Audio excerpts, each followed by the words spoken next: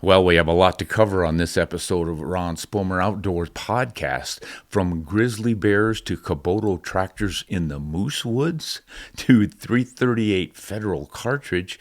And we're going to hear from a lot of you. But boy, our patrons are pretty excited about an Alaska grizzly bear hunt.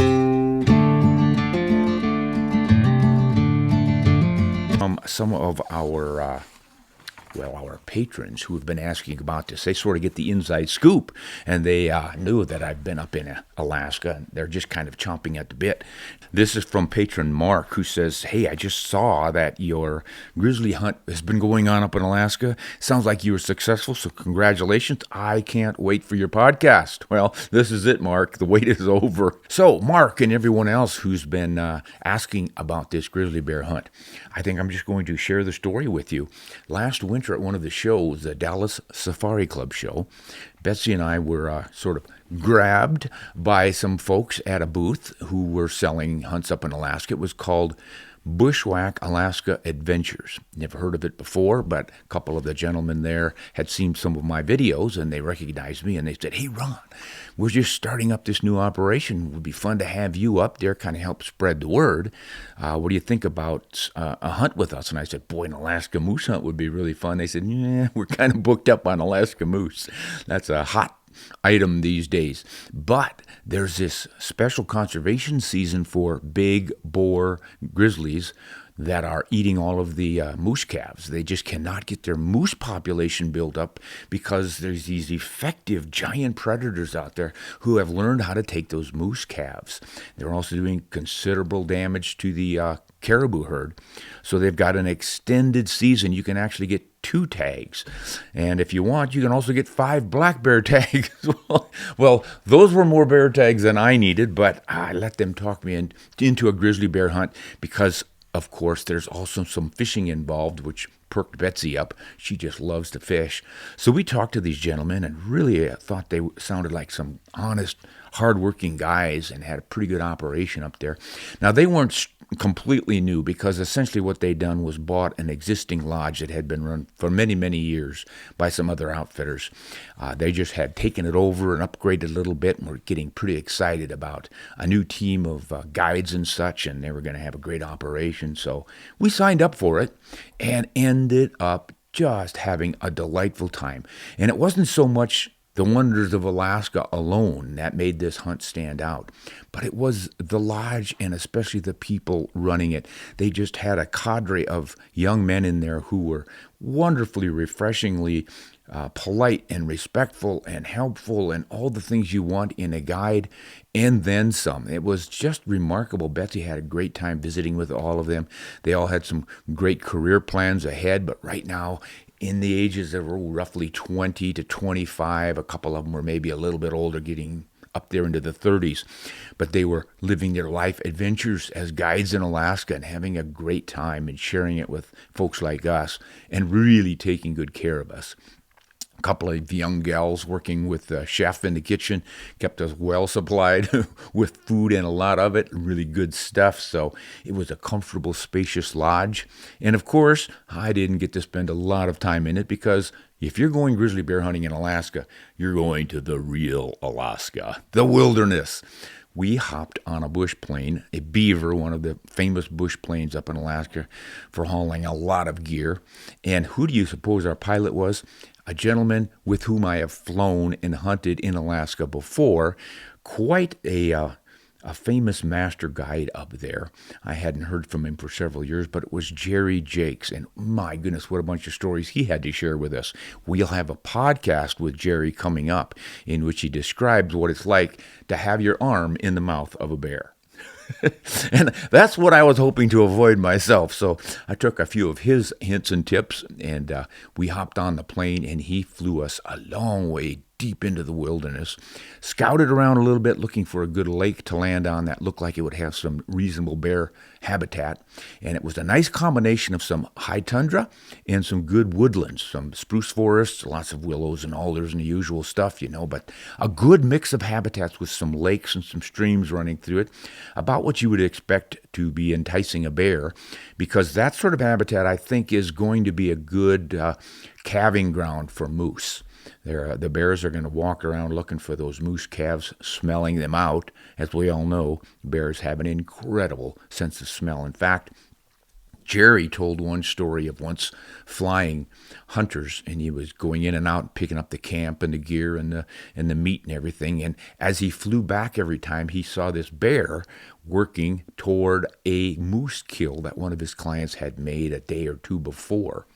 And he said it was 14 miles from where I first saw that bear beelining down that scent line toward that. And I thought, it can't be possible that he's smelling that meat. But every time I flew, that bear would be closer and closer. And it continued right up to that pile of bones and offal from that moose kill and started to feed on it. Can you believe that? 14 miles. And that bear was smelling it. So they are a pretty incredible animal. No wonder they're able to smell those moose calves. So we landed on the lake, and then we had to transfer our gear to shore, which is usually a stand on the floats and throw it on there. But this lake was so shallow that we could not reach the shore. So we had to anchor out in the water and wade approximately 100 yards into shore, carrying our gear, while going through some bottom muck that really sucked on those hip boots and tried to pull us in. So it was a bit of a struggle just getting to shore. And then Jerry took off and left us with the tents and all the gear and a lot of mosquitoes. But we were down on the lake shore. We wanted to get up higher where we could glass, set up a camp from which we could glass, which is a pretty smart idea. So we hiked around for quite a while, and we found a nice bench from which to do this that gave us a good lookout point for seeing the lake shore, and then a bog, and then above it a smaller pond, and then a creek coming in, and off in the distance some tundra ridges and such, and looked like a good place to set up camp. Well, it was about a half a mile from where we'd put in, so we had a bit of work carrying all the gear. Now this, guys, was not your typical 50 pounds in your pack, small tent hunt with freeze-dried food. We had a lot of gear, including some chairs, and these were really nifty. I thought, goodness, chairs in the wilderness, but they ended up being an incredibly important part of the whole experience, because not only were you able to sit in comfort in camp, but you could pack these lightweight little breakdown chairs out, sit in those while you were glassing, and it just made it a lot more effective to stay in your binocular looking for bears. So we had that and a big stone glacier tent, a smaller tent for the packer and the videographer. That was Jonah. My guide was Gary Stewart, no relation to Jimmy Stewart. But boy, he was equally impressive as far as I was concerned. This man has been guiding for bear hunting and moose hunting in Alaska for some 14, 15 seasons. And he was quite competent and very humble about it. Just a great guy that you'd want to spend time with. If he weren't my guide and I knew him, I would pick him as a hunting partner. And what more can you say about a guide than that? So we packed all of our gear up there, and we had, as I said, a really comfortable camp for the wilderness. Good-sized tents, even cots in those tents. And then it was pretty simple from there on out. A basic gas burner stove with which we heated water for the coffee and all the drinks, and then the oatmeal in the morning and the freeze-dried food. Now, I want to say something about freeze-dried food. For you older gentlemen who started off in the good old days of the late 60s, early 70s with freeze-dried food, that was kind of like reconstituted cardboard. Boy, it sure has changed. We were eating something I hadn't tried before. Peak Refuel was the name of the brand, and they had incredibly good food. These were complete meals of various kind that you just put the water in and heat it up and let it cook, and it's just like having leftovers from Thanksgiving, and really high-quality stuff. So we were eating that, but we'd also brought along some bacon and even some salmon, so we were essentially eating high off the Alaskan hog. And then we, of course, glassed and looked for bears, and that's basically what you do in the spring season. The bears are out wandering, they're looking for food, so you're going to find a lot of them feeding on the green foliage. But also the boars are looking for those moose calves, and they're covering a lot of country and they're looking for love in all the right places. So one of the things we were looking for were those right places, the travel routes, and those lakes below our camp looked like the perfect place for it. They would concentrate the movement. When a bear hits a lake, he's either got to swim the lake or walk around it, so there's usually a good trail, and sure enough, there were trails around these lakes and ponds, so we were watching those. But above them, there was forest. You couldn't see much in that.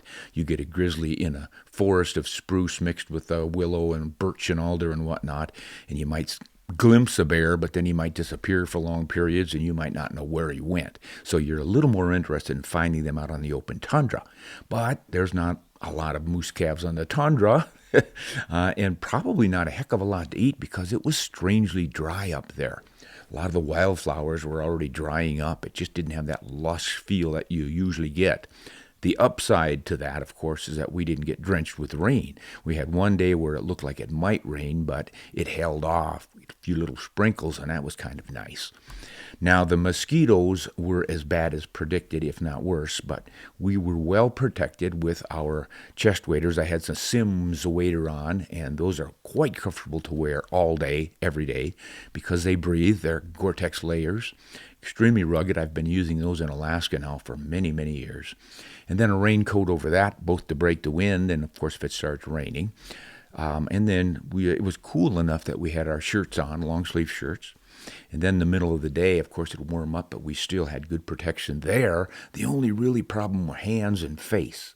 And I brought along head nets, those nice little mosquito head nets. Boy, what a lifesaver those things are, guys. Yeah, I have hunted in Alaska and fished many times without one, and you're suffering. So you do need to remember to bring one. I bring two, just in case I need a backup if I lose one or tear one. I didn't on this trip, but I had a couple. And then I wore some light gloves for my hands, and that means you can sit there with your binocular and pretty effectively see through that little screen of mosquito netting, and you're not getting struck by mosquitoes or those nasty little white sox flies anywhere. One trick I would recommend, though, is making some tight sleeves. Those white sock flies loves to get up under your sleeves and bite you around the wrist and arm. And those things are worse than mosquitoes in the after effect. So good thing to do is rubber band or somehow close off the sleeves or keep your glove far enough over them so you don't get those bugs. All right, so we're up there glassing every day and not seeing anything for the first day, except for a lot of wonderful wildlife on those lakes and ponds. We had just about every species of puddle duck you can imagine, from pintails and mallards to green-winged teal and scaup and even some shovelers. There were a lot of greater scaup on the lake. There were swans, tundra swans on that water. So we were enjoying all of this, including a pair of red-necked grebes right below the camp that were building a nest, and it was fun to watch their antics. Takes a little bit of the pressure off from just constantly looking for bears. But of course, being the great guide that he was, dedicated, Gary pretty much stuck with the hillsides where the bears would be while I was enjoying the bird life. And Jonah was doing a lot of videography for us, so I got relieved from that duty. And if you can believe it, Grandpa Ron, for one of the rare times, did not bring along his camera equipment. And of course, I knew I would miss it, and I did. But by leaving this big lens behind, it prevented me from sort of getting off topic, because I would have been going around trying to photograph birds instead of bear hunting and looking for bears. I am easily distracted, and when I'm out looking at all this incredible wildlife and the beautiful wildflowers and such, and I start thinking photographically, I'm not going to be looking for bears. So I wisely left the cameras behind and let Jonah do all the work with that. So we looked at first day, did not see anything, a little bit discouraging, but come on, this is Alaska. It's a vast wilderness, and there's a lot of territory per animal. It's not like some parts of the southeast where you've got a deer every 10 square feet. So we glassed and looked and saw a lot of bird life. The second day, late in the afternoon, Jonah spotted our first bear, about 2 miles away. But this was a specimen. It was an obvious first glance big boar, great big head on it, long legs, dark dark chocolate legs. I'd say he was about 75% cacao, dark chocolate on the legs, but the upper part of its body was more of a honey blonde, kind of a classic pattern for those grizzlies. And he was covering country. The instant we saw him, we all knew that there's no sense to chasing after him, because by the time we covered the 2 miles to where he had been, he's going to be another mile away. And it was enough brush. He was headed for the forest stuff, and we just thought, well, now we know where there's one traveling. Maybe we can get closer to that spot and catch him moving again, because he is likely moving through his territory, as I mentioned earlier, looking for moose calves and or female bears with which to mate. So our plan in the morning was to move closer to that location. So the next morning we are up and had our coffee and our breakfast, and I was just strapping on my pack and about to pick up my rifle when Gary said, "There he is, there's a bear." And I thought he was pulling my leg. He was not. There was the same bear on the other side of the pond, right where we hoped one would be. This was unbelievable. The wind was right to left. The bear was moving right to left. All we had to do was get close enough for a shot. He was about 550 yards away. Gary likes to get under 200 yards, preferably 100 on these big bears. So we took off, bailed off the side, and down through the thick, it's a mix of dwarf birch brush that can trip you up fairly easily, and a few willows, and then some spruce trees. So we had good cover, but we really weren't worried about that. These bears don't seem to pay much attention to things moving around at a distance. And then once we hit the bog, now we're walking on mosses and some cotton grass and a few things like that in a real bog. You'd step down, sink about 8 to 12 inches, and there'd be water on the bottom, but it kept you floating in this bog. And we had to cross that bog to cut the distance. So bears going right to left, we're going straight forward, and we've got that quartering wind, so we're safe there. We just have to get close enough for the shot. And it's a little bit challenging walking on a wet mattress, which these bogs are essentially like, a really soft mattress. But we kept chugging, took one little quick breather, and sized things up and decided we were going to get there in time. And then it looked like he was going to be in the open for a bit and then into the permanent forest, shall we say, after which we would not have found that bear again. He would have been gone. So I said, "What's the range?" And Gary took a quick hit with his Swarovski rangefinder binocular and said 189 yards if he comes out right there. So I got down in my sticks, chambered around, didn't have one in the chamber up to then, no need for it, and got ready. The bear came out from behind some small spruce trees, and he was kind of looking at us, and then he'd look back and forward, and he's just plodding along like they do. And I said to Gary, stop him when he's in the clear. And Gary whistled, and the bear looked, kept walking, paused for a second. Just about the time I'm going to break the trigger, he starts walking again. And he stops again. And just about the time I'm going to break the trigger, he starts walking again. And he's getting closer and closer to the spruce forest. And I'm thinking, I'm going to miss my opportunity. And I said to Gary, whistle louder. He gave a loud whistle. The bear stopped, looked right at me, and I put the crosshair on his front shoulder. They don't have back shoulders, by the way. And shot, and we heard a good thump, and the bear began spinning as they do, and he kind of sank down into that boggy muck, and I could only see about half of him, and he was twirling around. I'm trying to get another shot into him, and when I finally take it, only about a third of the bear is showing. And I don't know about you guys, but when I have vegetation covering an animal, I tend to shoot above the vegetation so I don't hit it, almost instinctively. And what I should have been doing was skimming the top of that vegetation. But the upshot is I'm making an excuse for shooting high. I shot over that bear, and I was disgusted with myself. I bolted in another round. By the time I did that, the bear had gotten behind some small spruce trees and was running away, and I was hoping for him to break out into the clear again, but it looked like he was going to get up the hill into that spruce forest. So I had already discussed all of this with Gary, and we agreed that he should put an anchoring shot on any animal that looked like it was going to get into some heavy, nasty stuff from which we probably didn't want to enter and have a hand-to-hand combat.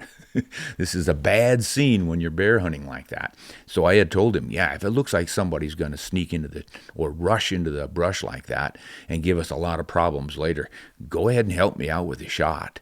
So he took a north-south shot at the bear and broke its back leg, and that, of course, rolled him up.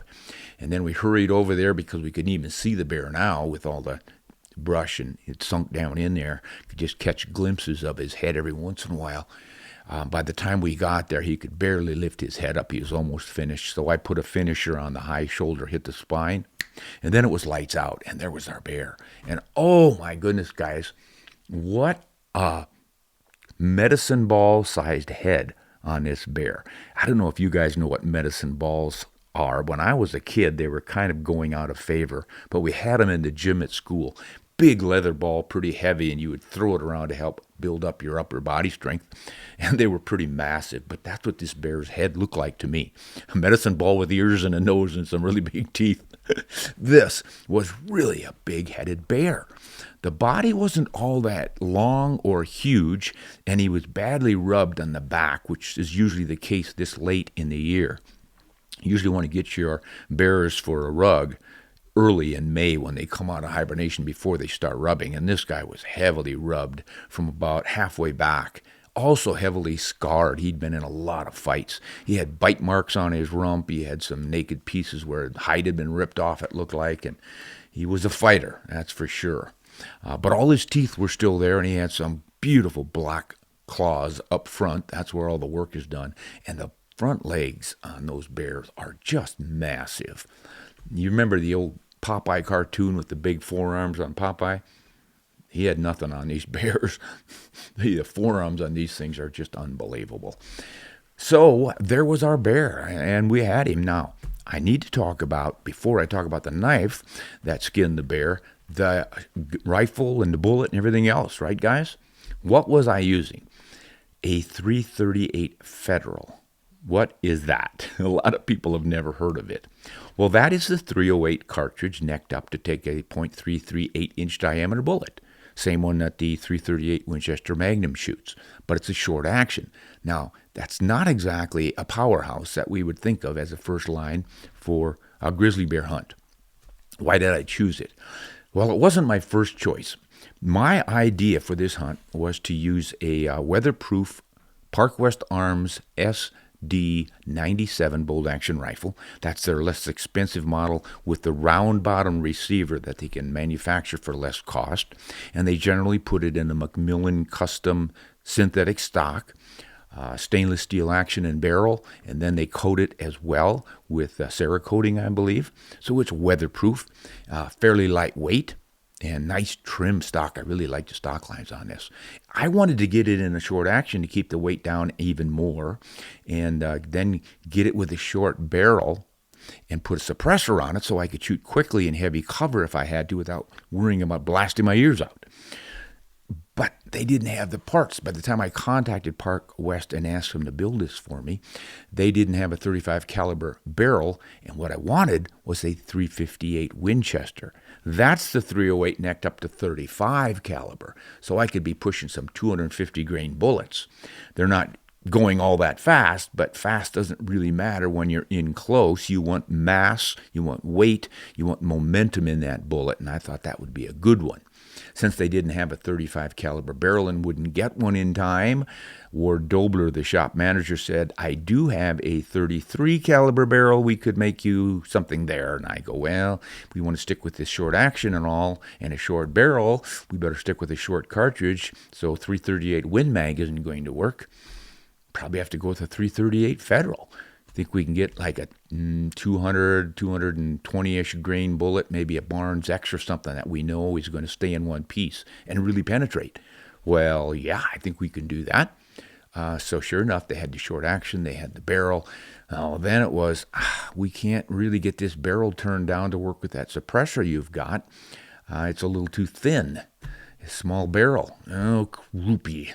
Now we had to argue about the length of the barrel and whether or not we could get the suppressor on. And the upshot was, I decided the suppressor wasn't going to work. Well, now I don't need a short barrel. That's going to really blow my ears out. At least I want a longer barrel, push that sound further out. So we went with the traditional 24-inch barrel on this thing. It still was a beautifully balanced rifle, as it turned out. And now we've got full velocity potential. I didn't have time to work up any loads. In fact, the rifle only showed up here about 3 days before I left on the hunt. But Ward was good enough to build up some loads for me, put a scope on it, get it all tuned up. All I had to do was double check the zero when it got here and the velocity. So when the rifle and the ammo arrived, I shot it over the chronograph, found out they were averaging 2,490 feet per second with a 210 grain Barnes TSX bullet. And I figured that's going to be probably good enough for a 200 to maybe 250 yard dead on hold shot. So that's how I zeroed. Looking about 2 3/4 inches high at 100, going to be about dead on at 225-ish or so, maybe 4 inches low at 250, and we're going to try to stay well inside of that distance. So I thought we were going to be just fine. Not as much horsepower as you would probably want, but more than enough to do the job with the right bullet, which I had, and putting it in the right place. That was my next assignment, putting it in the right place. So as things turned out, as open as that country was, we did not have to go into the thick brush for some quick action. I had plenty of time to put my foamy earplugs in before we engaged this bear. And with the velocity that thing was throwing, we were getting close to 2,800 foot-pounds of energy at the muzzle, and at 100, the shot ended up being 189 yards, and there, just about down around 2,150 foot-pounds of energy in the bullet, which proved to be more than enough because not only did I absolutely break down that front shoulder. Once again, they don't have back shoulders. We've been saying front shoulder ever since I was a kid. Broke that shoulder, went through the heart-lungs area someplace, and came out behind the other shoulder. And that was pretty much the killing shot. But as most bear hunters knows, takes a bit of time from them to know that the end is near. And that's why it was spinning and trying to run into the thick timber when Gary put that anchoring shot into the hip. And then the finishing shot, as I said, by the time we got to that bear for the finishing shot, it was just pretty much over already. But Gary encouraged me to do the finishing shot just because that's what we hunters want to do, is end it as quickly as we can for the animal's sake.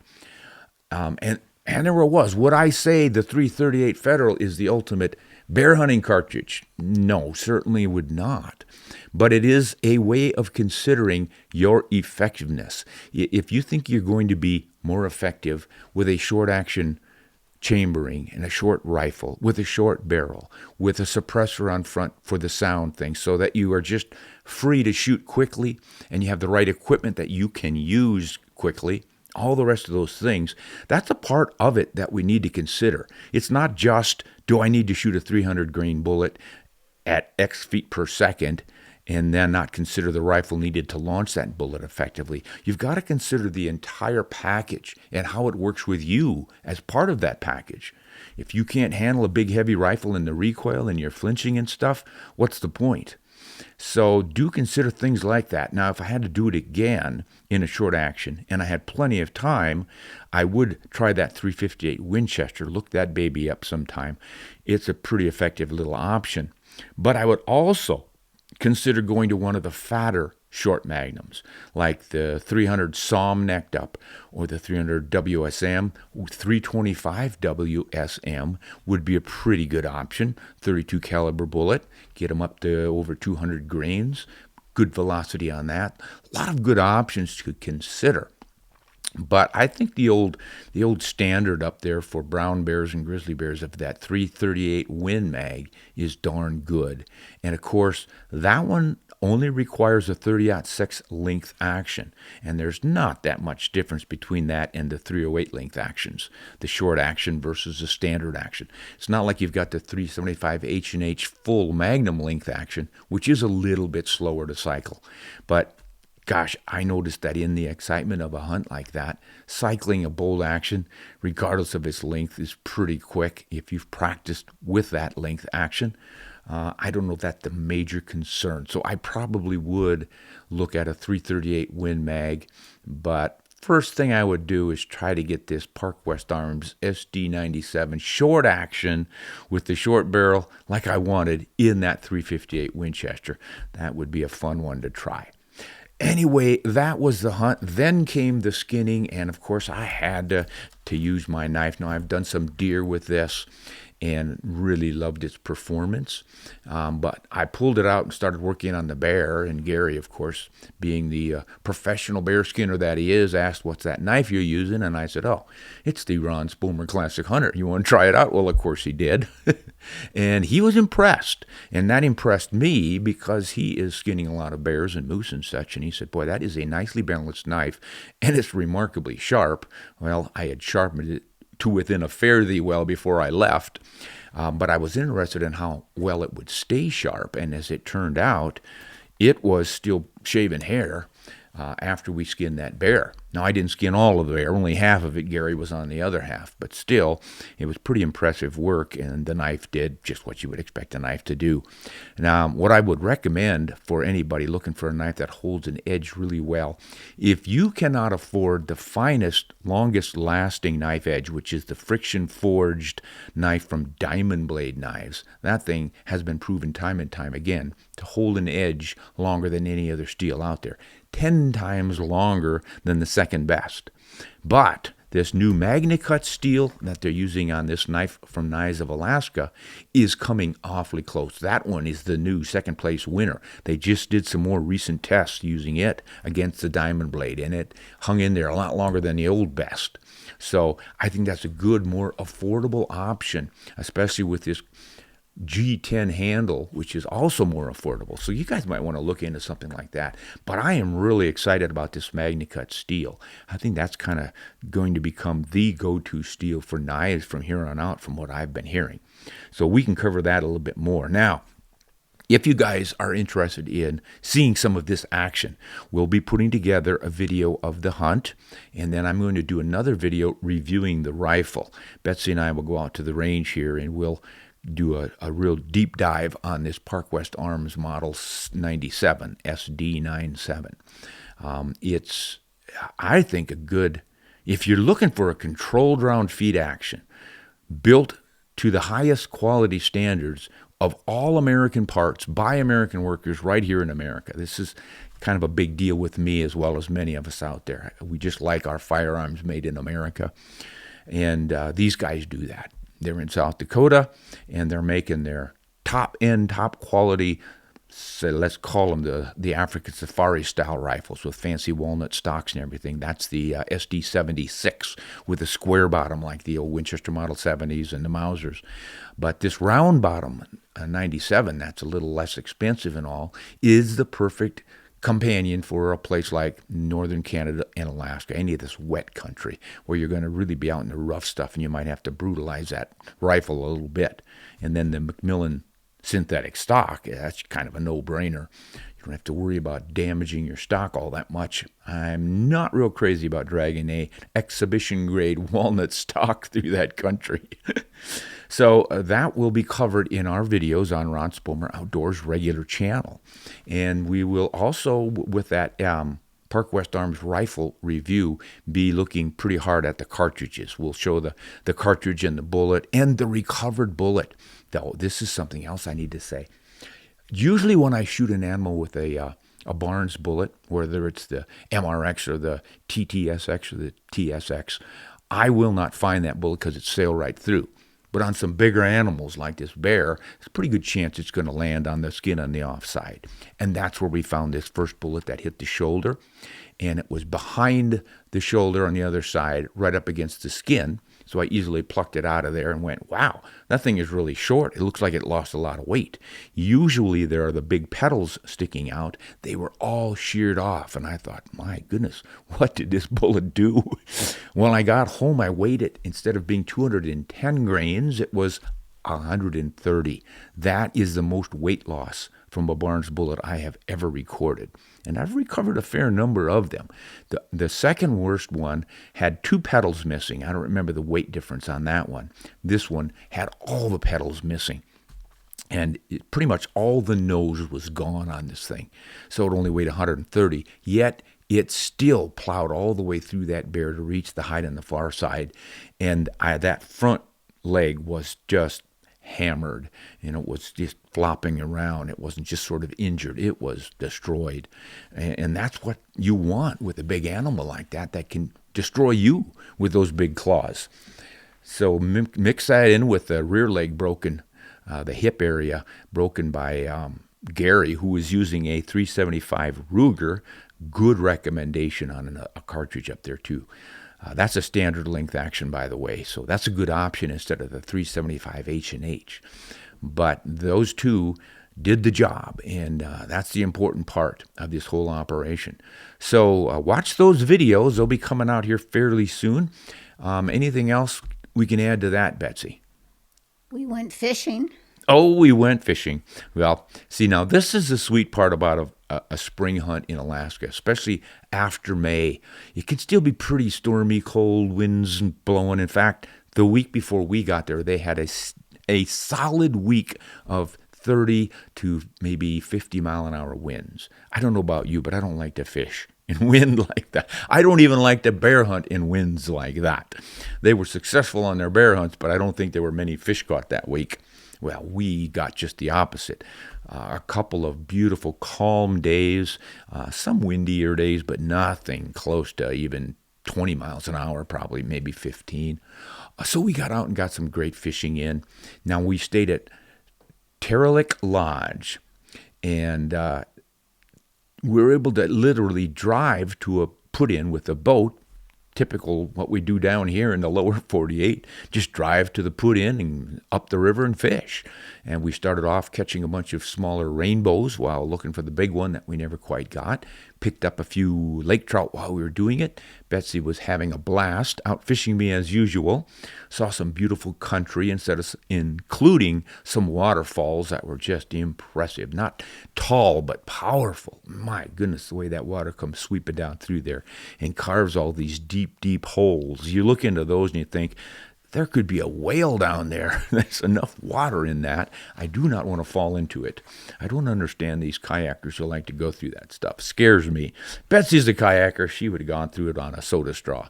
But at any rate, we got into grayling fishing the next day, and that is one of my absolute North Country favorites. Grayling, that's to me the epitome of the North Country, is that beautiful cold water fish with that big sail dorsal fin on it. The freshwater sailfish. They don't get huge. 4 pounds is probably a monster.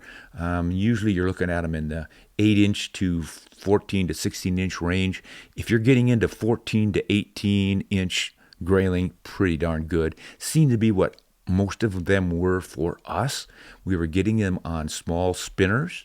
I wanted to be fly rodding, but they had forgotten to put a fly rod in or didn't think I wanted one on the day we were really into the grayling. And then another day we went specifically for the grayling, and here came the clouds and the wind, and the grayling were turned off. We picked up very few that day. It just seems like in Alaska, with all the fish they have, it's still the same thing. When there's low pressure and cold, the fish turn off. High pressure days, nice and sunny and warm, and they start to hit. So we did okay, but not great. Switched to lake trout and did better there. Caught a pretty good sized lake trout and some smaller ones. So we were getting the diversity we'd come for, but we hadn't done northern pike yet. And that is kind of my nemesis. I've always wanted to catch big pike. Now I knew we were probably not going to get North Canada big on northern pike, but they have some. I think the state record in Alaska is 38 pounds, 38 and a half pounds.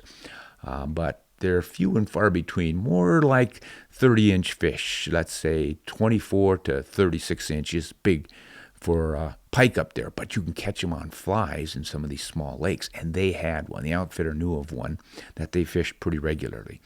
So we went there, and again, Betsy starts off catching fish left and right. She's catching big northerns. I'm catching nothing. I'm getting snagged. I'm getting losing baits. You name it, it's going wrong. It was unbelievable. And I was flailing the water with the fly rod, desperate to catch one on a fly. Hooked one, lost it. Hooked another one, lost it right at the boat. This went on for about 4 fish, and finally I caught a smaller one, brought him in the boat, and it was like, yay, celebrate, Grandpa Ron. Finally fly rodded a pike to the boat. All right, we had broken the ice. Now it's time to get a bigger one. I hook the bigger one. He's right up against shore. The alders are leaning over the water and it's shadowy up under there. So I whip a cast right in there and he comes screaming out and grabs that fly. And I set the hook and he comes screaming right at the boat faster than I can strip line to keep up with him and wraps it around the propeller of the motor. Snaps off. Story of my life with northern pike. Well, on the last day before we flew out, I talked the guides into taking me back to this lake to give her one last try. We had a few hours. And the guide said, how would you like to take a little hike? We'll follow a stream. We'll go to a lower lake that most people never go to.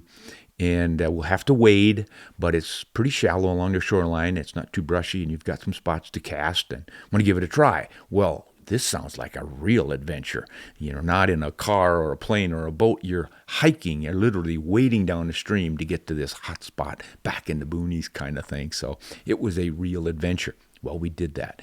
And we hiked down the creek. It wasn't very far, probably 300-400 yards. And it opened up into another lake.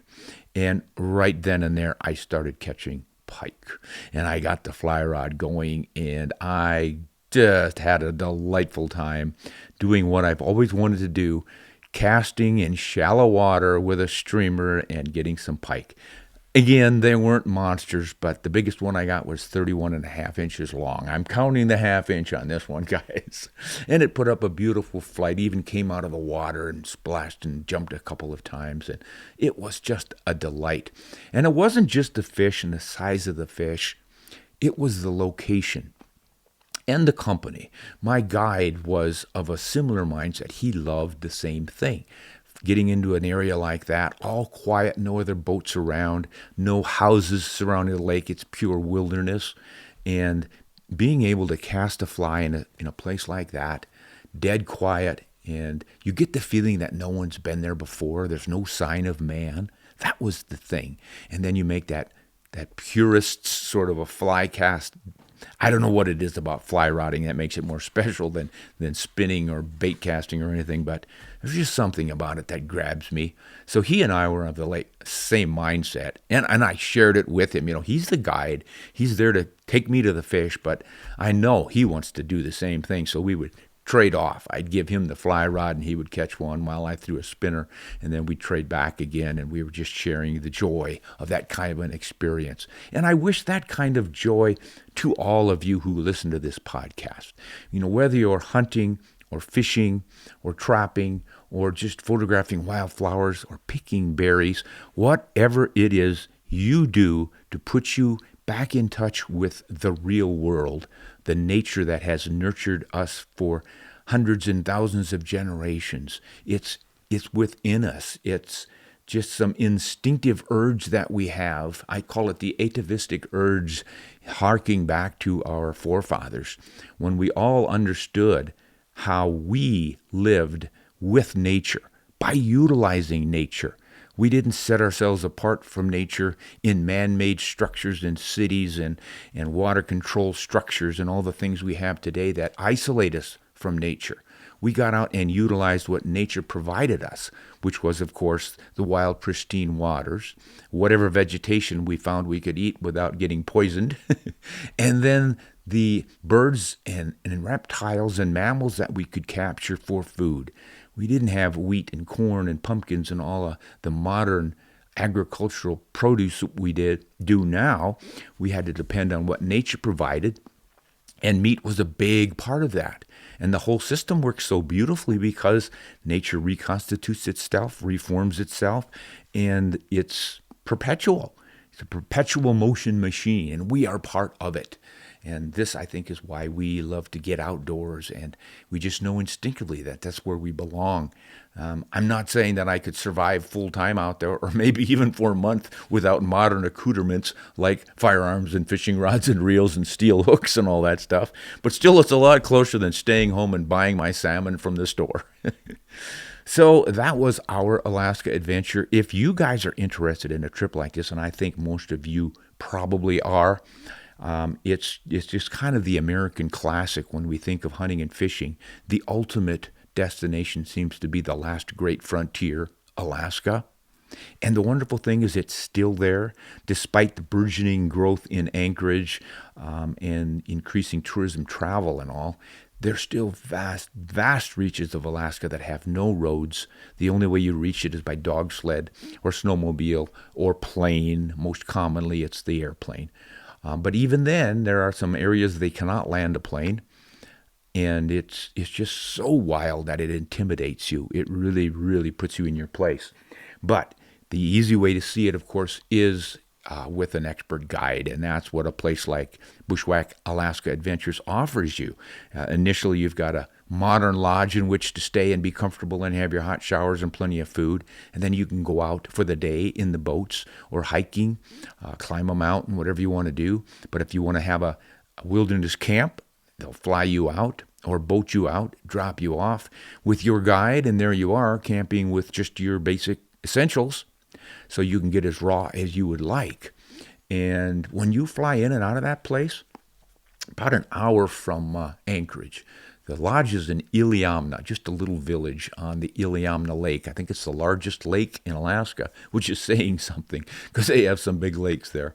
But you fly into Iliamna on a strip and with a small plane, and then you go to the lodge, and they have their own planes and boats and all the rest of it. So for a lot of people, that'd be wild enough. And it's a good, comfortable place for the family. The kids have lots to do there. It's quite safe.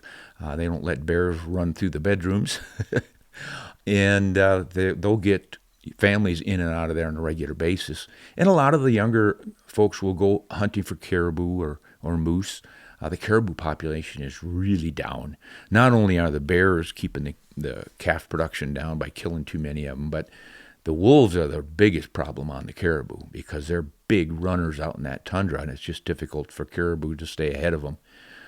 But the moose hunting remains fair, and the bear hunting is quite good, and the fishing is outstanding. So I would say contact those guys and figure out what kind of a trip you could put together, your dream trip. It's still out there.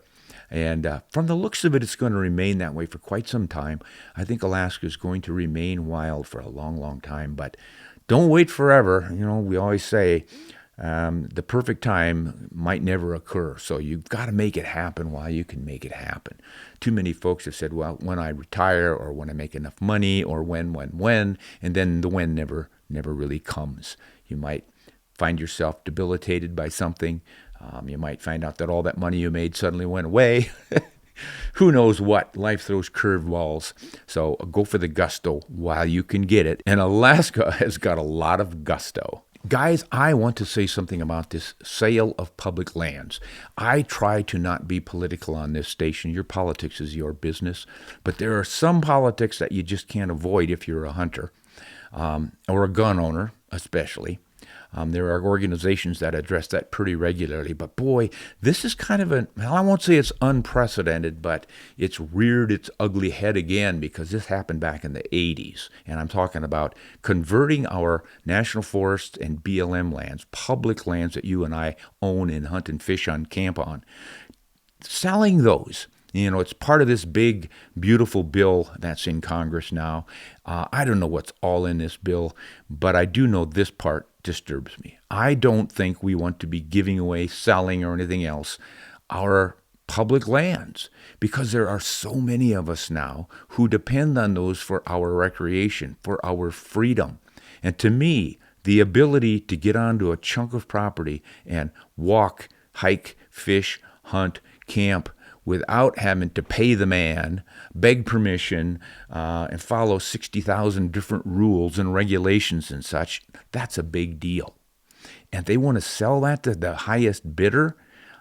I understand they could make some money by selling that land, but anybody who knows anything about real estate, the land that you bought for $100 an acre 100 years ago is probably now worth $10,000 to $1 million an acre.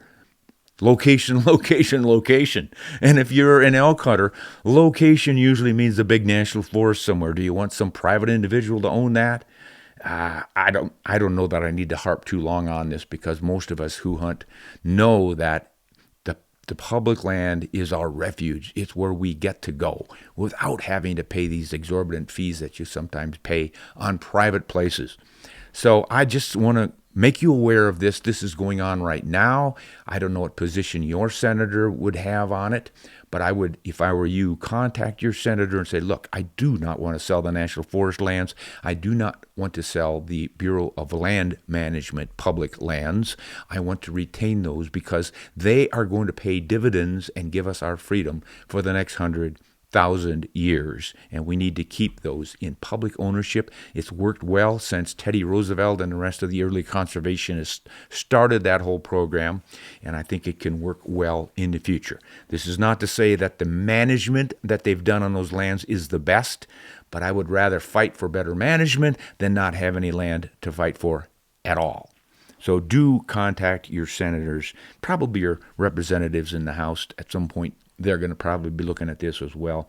But just tell them, regardless of whatever else is in this big, beautiful bill or any other bill that's before Congress, never, ever sell our public lands. They tried this back in the 80s when Ronald Reagan was the president, and we fought long and hard to prevent it. We succeeded. Let's do the same this time, everybody.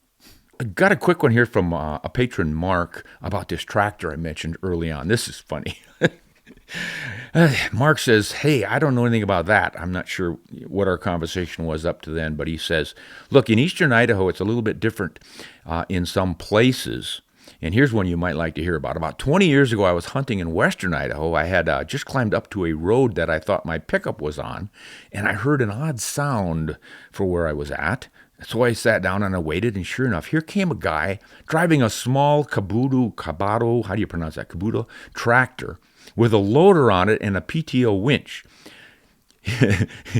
He must have been asked to pull elk and moose out of the woods many times that season, because the first words out of his mouth were, I don't have a four-wheeler or a four-wheel drive pickup, but I got this tractor. Well, we chatted for a few minutes, and he drove on to his next spot to recover a moose. I thought to myself, that might be the best hunting rig around. It's not very fast, but it sure is a lot faster than walking, and it's a lot easier than loading a moose up by hand. Pure genius. Thanks for that little story, Mark, and thanks for whoever came up with the idea of having a small tractor up on the Forest Service roads to bring his game out. That is sweet. Well, that looks like about all the time we have for this podcast, guys. I hope you had a good time listening to the stories about Alaska. If you want to get more information on it, as I said, stay tuned for the videos we'll be doing on it. But also send in your questions. If you want information on Bushwhack Adventures, I think you can find those on your own with the usual Google searches and all. I just have to say that we were really impressed with this whole crowd. The operation top to bottom was just top notch. We felt right at home. So hats off to you guys. Keep up the good work there and keep protecting Alaska and all of its public lands for all of us and future generations. Hunt honest and shoot straight.